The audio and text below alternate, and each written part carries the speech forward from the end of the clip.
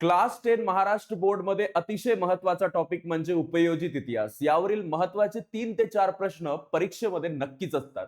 आणि त्यासाठी आजच्या या सेशन मध्ये आपण स्टिकी नोट्सच्या माध्यमातून काही महत्वाच्या प्रश्नाच्या माध्यमातून हा संपूर्ण चॅप्टर जो आहे तो समजून घेणार आहोत.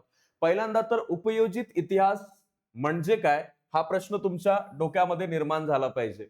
उपयोजित इतिहास काय असतो? उपयोजित म्हणजे जो इतिहास वाचल्यानंतर कुठेतरी उपयोगात येईल. ओके, म्हणजे इतिहास वाचला आणि आयुष्यामध्ये कुठेच कामात पडणार नाही अशी गोष्ट ती नाहीये. आता बरेच लोक म्हणतात की इतिहास असा विषय आहे की तो फक्त 10वी पर्यंत वाचायचा आणि मग हा विषय आपला पिच्छा सोडून टाकतो. असा जर विचार केला तर परीक्षेपुरता तो मर्यादित राहील. पण आयुष्यामध्येही इतिहास कुठेतरी कामात पडू शकतो ही भावना आपल्यामध्ये कधीच येणार नाही. बघा, उपयोजित इतिहास म्हणजे काय, तर जनांसाठी इतिहास. ओके, जनांसाठी म्हणजे काय, तर लोकांसाठी, आपल्या सामान्य माणसांसाठी जो इतिहास आहे जो कुठेतरी कामात पडेल त्याला आपण काय म्हणतो, उपयोजित इतिहास असं म्हणतो. त्यानंतर इतिहास हा फक्त इतिहासकारांसाठीच आहे हा गैरसमज दूर करणं हे उपयोजित इतिहासाचं महत्वाचं जे आहे ते काम आहे. तिसरी महत्वाची गोष्ट याच्यामध्ये आहे की इतिहासातून जे ज्ञान आपल्याला मिळतं ते वर्तमान आणि भविष्य काळात लोकांना उपयोगात पडावं हा याचा उद्देश आहे. म्हणजे आपण एखादा छत्रपती शिवाजी महाराजांचा इतिहासातील एखादा प्रसंग वाचला आणि आपल्याला त्यामधून काहीतरी शिकायला मिळालं ते पास्ट मध्ये झालंय, म्हणजे भूतकाळात झालंय. आणि वर्तमानामध्ये म्हणजे सध्याच्या परिस्थितीत आपण त्याच्यातून काय शिकू शकतो, महाराजांचं शौर्य शिकू शकतो, महाराजांची बुद्धिमत्ता समजू शकतो, महाराजांचं जे कर्तृत्व होतं, राहणीमान होतं, याच्यातून आपल्या आयुष्यामध्ये आपण काय बदल घडवू शकतो, या गोष्टी आपल्याला वर्तमानात फायद्यात पडल्या ना, तशाच त्या भविष्यामध्ये फायद्यात पडणार. हाच आहे उपयोजित इतिहास. त्याचबरोबर दैनंदिन जीवनामध्ये उपयुक्त इतिहास आहेच. प्रत्येक गोष्ट आपल्याला कोणी ना कोणी आधी शिकवलेली असते. इतिहासामध्ये ती गोष्ट शोध तिचा लागलेला असतो आणि भविष्यामध्ये तिच्यापासून काहीतरी नवीन चांगलंच निर्माण होतं. कारण माणूस जो आहे हा चुकांमधूनच जे आहे सगळं काही शिकत असतो. त्याचबरोबर आपली निर्णय प्रक्रिया जी असते, आपण स्वतःचे डिसिजन मेकिंग करतो आपल्या आयुष्यामध्ये. कोणत्याही गोष्टीचं जेव्हा आपण डिसिजन घेतो त्यावेळेस आपण भूतकाळात काही चुका झालेल्या आहेत का या सगळ्या गोष्टींचा विचार करत असतो. सोबतच सामाजिक समस्यांचं जर विश्लेषण करायचं असेल त्याही माध्यमामध्ये आपल्याला या गोष्टीचा वापर करायला मिळतो. आणि काही उपाययोजना आयुष्यामध्ये करायच्या असतील तुम्हाला, त्या एखाद्या प्रश्न सोडवायचा असेल त्यामध्ये इतिहासाचा महत्वाचा जो आहे तो वापर होत असतो. सोबतच संग्रहालयामध्ये, प्राचीन स्थळांमध्ये, पर्यटन या सर्वसामान्य लोकांचा जो आहे याच्यामध्ये सहभाग कशामुळे होतो, तर उपयोजित इतिहासामुळेच होतो. बघा, याच्यामध्ये संग्रहालय दिलेले आहेत, व्हेरियस संग्रहालय असतात. त्यामध्ये म्युझियम्सला तुम्ही व्हिजिटही केलं असेल. सोबतच प्राचीन स्थळं असतात, अजिंठा वेरूळ सारख्या लेण्या आपल्या महाराष्ट्रामध्ये आहेत. आणि असंख्य वाडे आहेत, प्राचीन स्थळं आहेत, शनिवार वाड्यासारखे. त्या ठिकाणी पर्यटन हा महत्वाचा व्यवसाय चालतो आणि त्यामध्ये सामान्य लोक कशा पद्धतीने सामील होऊ शकतात, त्यामध्ये ते विविध प्रकारचे व्यवसाय करू शकतात.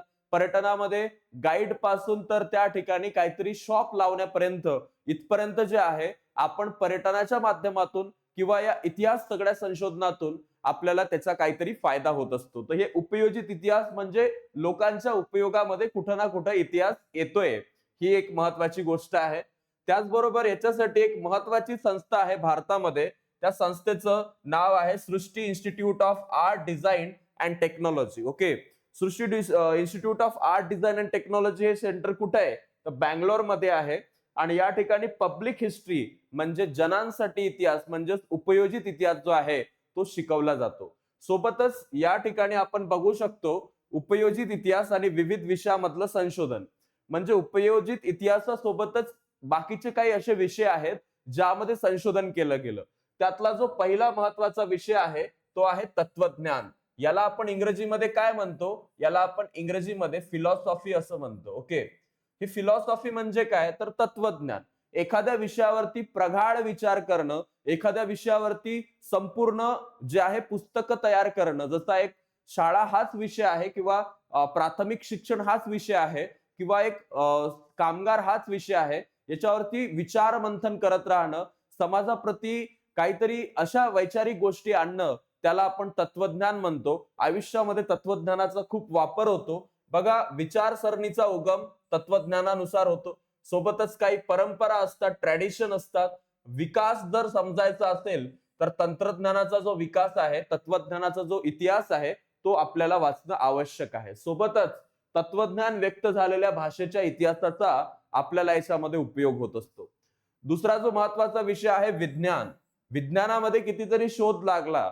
हा पेनचा शोध कधीतरी लागला असेल, इंकच्या त्या मोराच्या पंखापासून लिहायला लोकांनी सुरुवात केली. आज हा एक प्रॉपर पेन आपण वापरतोय. आपल्याकडे खूप सारे ऑप्शन आहेत आणि तेव्हा परिस्थिती वेगळी होती. पण आपण त्या कमी गोष्ट गरज शोधाची जन्य आहे हे आपल्याला माहिती आहे. पण भूतकाळातील ज्या गोष्टींमध्ये काही त्रुटी होत्या, त्या त्रुटींमधून आपण आयुष्यामध्ये काहीतरी नवीन शिकून अशा ऍडव्हान्स गोष्टी तयार केल्या आहेत, ज्या खूप फास्ट आहेत आणि जास्त कम्पॅटेबल आहेत. सोबतच आपण इथं बघू शकतो की वैज्ञानिक शोधांची कारण, परंपरा, कालक्रम समजण्यासाठी आणि विज्ञानाचा इतिहास आपल्याला त्याच्यासाठी अभ्यास लागतो. कोणती गरज किंवा जिज्ञासा शोधामागे होती, हा इतिहास तिथं स्पष्ट करतो. जिज्ञासा म्हणजे आपल्यामध्ये असलेली क्युरिओसिटी. या क्युरिओसिटीच्या माध्यमातून कितीतरी गोष्टींचा जो आहे तो शोध लागलेला आहे. जसा तो न्यूटन सफरचंदाच्या झाडाखाली बसलेला होता. त्याला वाटलं हे जे आपल्या डोक्यावरती सफरचंद हे पडलं, तर हे कसं काय पडलं? तर ही जिज्ञासा त्याच्या मनात निर्माण झाली आणि तिथूनच गुरुत्वाकर्षणाचा शोध त्याच्या माध्यमातून लागला. सोबतच तंत्रज्ञान आहे. तंत्रज्ञानामध्ये, टेक्नॉलॉजीमध्ये ऍग्रीकल्चर, त्यानंतर आपण म्हणू शकतो जे आर्किटेक्चर आहे, सोबतच इंजिनिअरिंग आहे, अभियांत्रिकी आहे. यामध्ये रोज नवीन काही ना काही बदल होत असतात. आर्टिफिशियल इंटेलिजन्स आलेला आहे, मशीन लर्निंग आलेली आहे. विज्ञान तंत्रज्ञान परस्पर अवलंबून एका दुसऱ्यावरती आहेत. बघा, सायन्स आहे तेव्हाच त्याच्यापासून प्रॅक्टिकली नवीन टेक्नॉलॉजी तयार होते. दगडी हत्यारापासून यांत्रिकीकरणापर्यंतचा जो प्रवास आहे तोच आपला इतिहास आहे. एका काळामध्ये आपण दगडांना जे आहे विशेष शेप देऊ देऊ त्यांना विशेष आपण म्हणू शकतो कोरीव आकार शिकार करण्यासाठी देण्यापासून तर आज आपण यंत्राच्या माध्यमातून जवळपास 1000 ते कितीतरी मीटर पर्यंत जे आहे 10,000 मीटर पर्यंत किंवा त्याही पेक्षा कितीतरी असे आपले क्षेपणास्त्र आहेत जे 1,000 किलोमीटर पर्यंत जे आहे ते शत्रूच्या ठिकाणी जाऊन तिथं मारा करतात.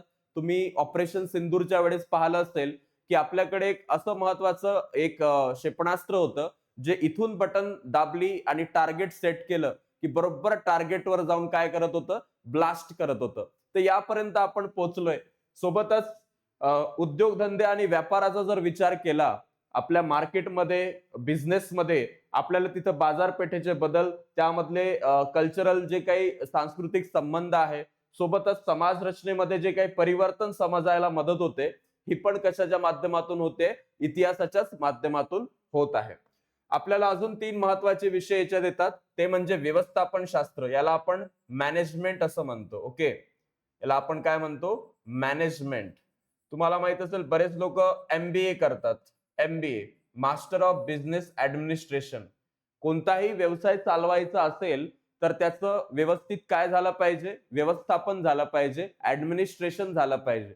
आणि त्यासाठीच उत्पादन, बाजार आणि विक्री यामध्ये परंपरागत कार्यपद्धती जी आहे, सुरुवातीपासून जो व्यापाराची पद्धत चालू आली आहे, तो इतिहास प्रत्येकाला समजला पाहिजे.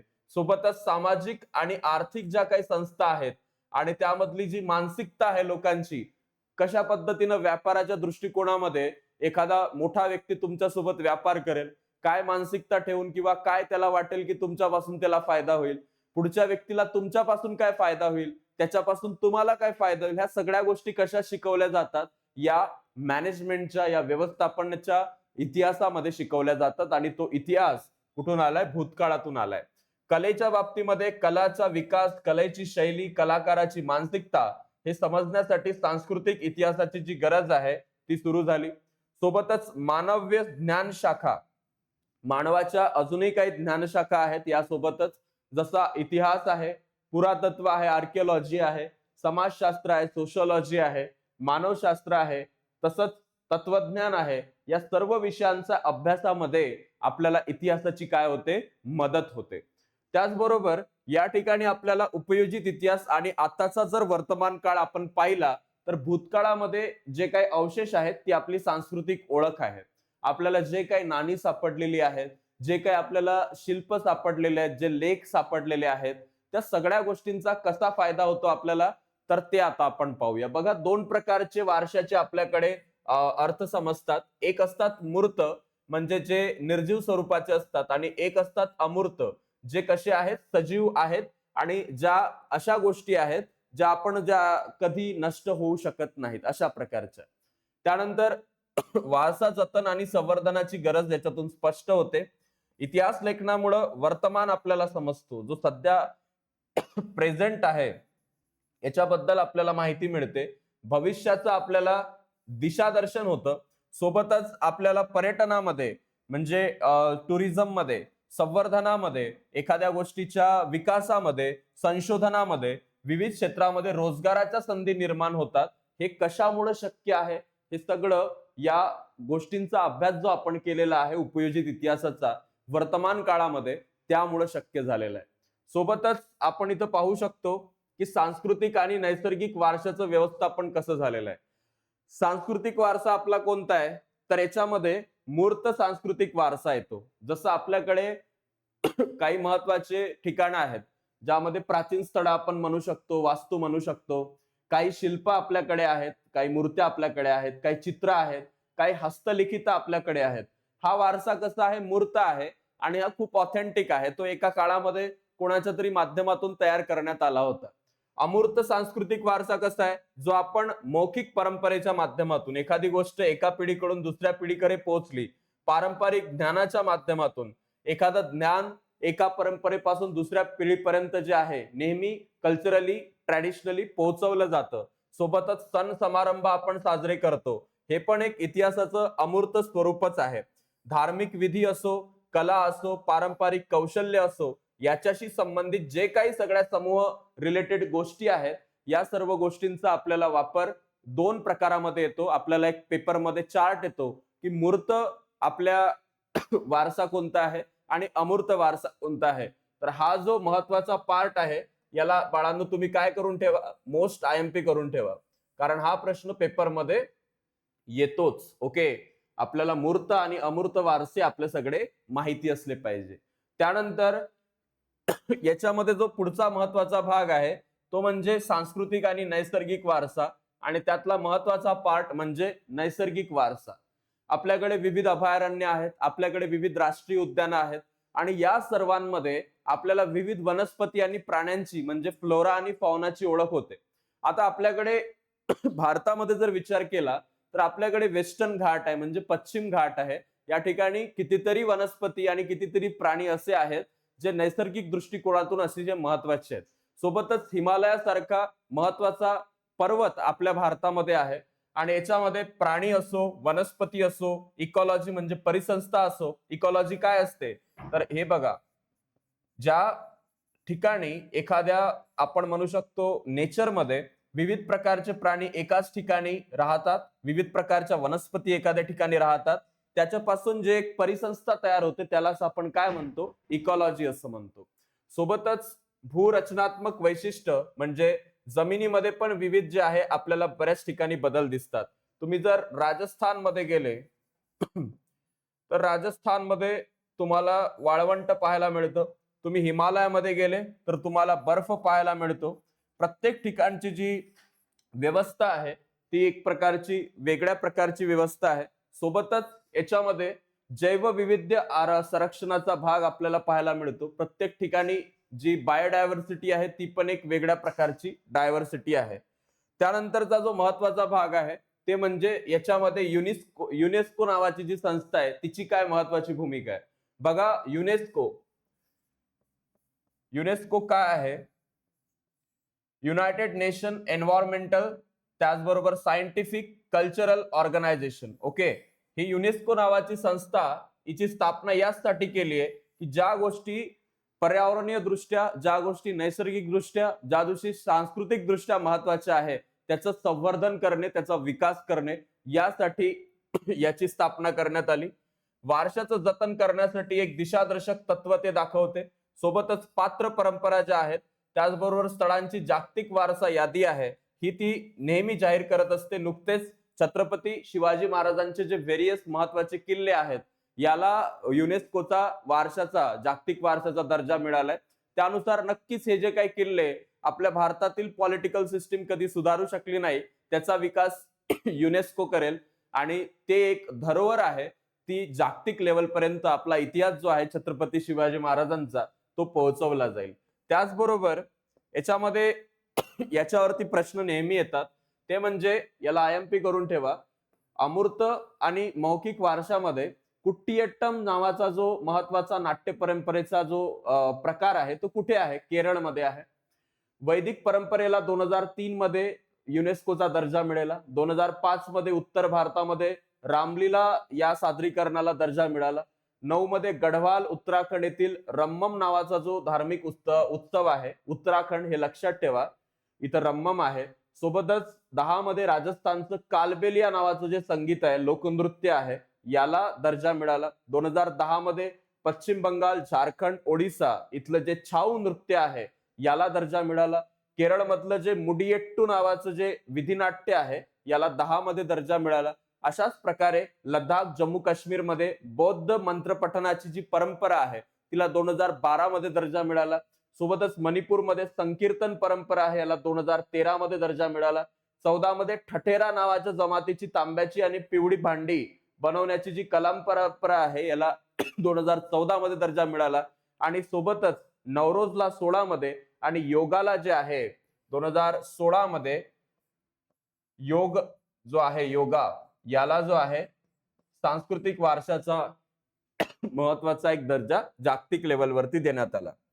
काही महत्वाचे ठिकाण आहेत जसं आग्र्याचा किल्ला याला सांस्कृतिक 83 मध्येच अजिंठा लेणीला, 83 मध्येच वेडूरला आणि 83 मध्ये ताजमहलला मिळाला. 84 मध्ये महाबलीपुरम आणि कोणार्क मंदिराला मिळाला. 86 मध्ये गोव्यातल्या चर्चेसला आणि फतेपूर सिक्रीला मिळाला. सोबतच हम्पी आणि खजुराहो मंदिराला 1986 मध्ये दर्जा मिळाला. त्याचबरोबर 87 मध्ये घारापुरी एलिफंटाच्या लेणी आहेत यांना जो आहे तो जागतिक वारशाचा दर्जा युनेस्कोचा देण्यात आलेला आहे. त्याचबरोबर आपण इथं पाहू शकतो चोळ मंदिर जे आहेत त्यांना 1987 मध्ये, 2004 मध्ये गंगई चोळेश्वरांचं जे बृहदेश्वर मंदिर आहे दारासुरमचं ते ऐरावतेश्वर मंदिराला दर्जा देण्यात आला. पट्टदकल येथल्या मंदिराला 87 मध्ये, त्याचबरोबर सांचीच्या स्तूपाला 89 मध्ये, 93 मध्ये हुमायूच्या कबरीला, कुतुब मिनारला 93 मध्ये, दार्जिलिंग निलगिरी आणि कालका शिमला रेल्वे याला 99 मध्ये, त्याचबरोबर बोधगया इथलं महाबोधी मंदिर 2002 मध्ये, त्याचबरोबर भीमबेटकाला 2003 मध्ये, 4 मध्ये चंपानेर पावागड, 4 मध्ये छत्रपती शिवाजी महाराज टर्मिनस याला, 7 मध्ये लाल किल्ला जो दिल्लीला आहे, 10 मध्ये जंतर मंतर जयपूरला. अशा प्रकारे राणी की बाव 14 मध्ये अशा ठिकाणाला जे आहे ते जागतिक वारशाचा दर्जा सांस्कृतिक दृष्टिकोनातून देण्यात आला. मागच्या वर्षी एक प्रश्न विचारलेला होता वर्षानुसार की काझीरंगा राष्ट्रीय उद्यान जे आहे याला कोणत्या वर्षी दर्जा देण्यात आला, केवलादेवला कोणत्या वर्षी देण्यात आला, मानसला कोणत्या वर्षी देण्यात आला. तर 1985 मध्ये या तीनही याच्यावर लक्षात ठेवा KKM म्हणजे काझीरंगा, केवलादेव आणि मानस यांना 1987 मध्ये नैसर्गिक वारसा स्थळाचा दर्जा देण्यात आलेला आहे. 87 मध्ये सुंदरबन राष्ट्रीय उद्यानाला, 88 मध्ये नंदादेवी व्हॅली ऑफ फ्लावर्सला, 5 मध्ये राष्ट्रीय उद्यानांना, 12 मध्ये पश्चिम घाटाला आणि 14 मध्ये ग्रेट हिमालयन पार्क जो आहे याला जो आहे तो दर्जा देण्यात आला. सोबतच भारतातील मिश्र स्वरूपाचं जागतिक वारसा स्थळ जर आपण पाहिलं तर 2016 मध्ये कांचनजंगा राष्ट्रीय उद्यान जे आहे कांचनगंगा राष्ट्रीय उद्यानाला 2016 मध्ये नैसर्गिक वारशाचा दर्जा जो आहे तो देण्यात आलेला आहे. अतिशय महत्वाचा इम्पॉर्टंट हा सेक्शन आहे, याच्यावरती प्रश्न पेपरमध्ये येऊ शकतात, आलेले आहेत, त्यामुळं याला आपण चांगलं करून ठेवलं पाहिजे. सोबतच युनेस्कोच्या जागतिक नैसर्गिक वारसाच्या यादीमध्ये पश्चिम घाटाचा समावेश कधी केला हे यावर्षी विचारलं जाऊ शकतं. त्यामुळं सर्वांनी हा जो प्रश्न आहे 2012 मध्ये हे देण्यात आलं हे लक्षात ठेवायचंय. सातारा जिल्ह्यामध्ये कास पठार आहे हे पश्चिम घाटामध्येच आहे, याला पण जो दर्जा आहे तो देण्यात आलेला आहे. इंटॅक नावाची एक international Indian national trust for art and cultural heritage नावाची एक स्वयंसेवी संस्था आहे, 1984 पासून ही कार्यरत आहे. हिलाही महत्वाचा दर्जा याच्यामध्ये हिचा जो आहे तो आहे, जो वारसा स्थळांना स्थान मिळवून देण्यामध्ये काम करतो.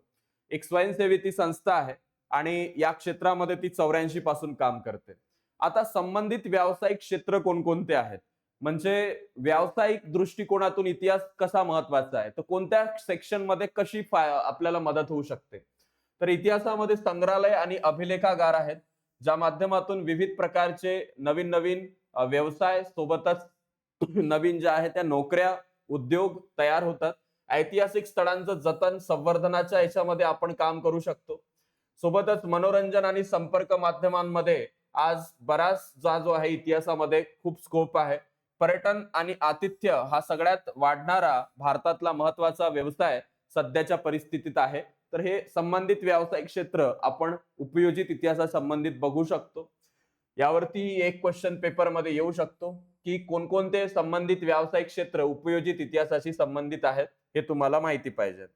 आता जगातलं सर्वात प्राचीन समजलं जाणारं म्हणजे इसवी सन पूर्व 6व्या शतकामध्ये मेसोपोटेमियामध्ये जे ऊर नावाचं ठिकाण आहे, इथं प्राचीन शहराचं उत्खनन सापडलं आणि हे उत्खनन ब्रिटिश पुरातत्वज्ञ लिओनार्ड उली जो होता याने 1922 ते 1934 या काळामध्ये केलं होतं.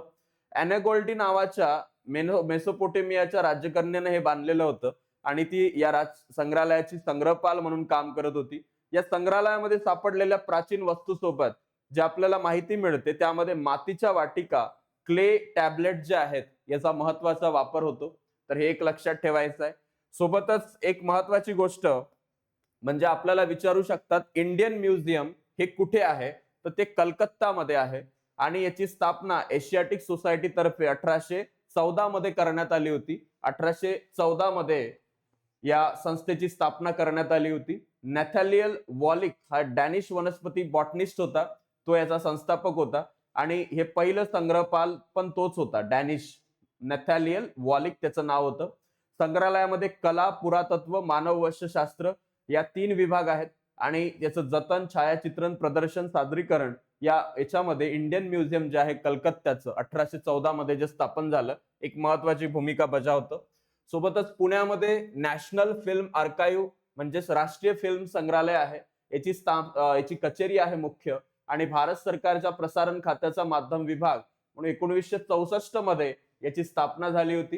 याचे 3 उद्देश होते की भविष्यातील पिढ्यामध्ये दुर्मिळ भारतीय चित्रपट त्यांना सांगता आले पाहिजे की कशा प्रकारे राजा हरिश्चंद्र निर्माण केला.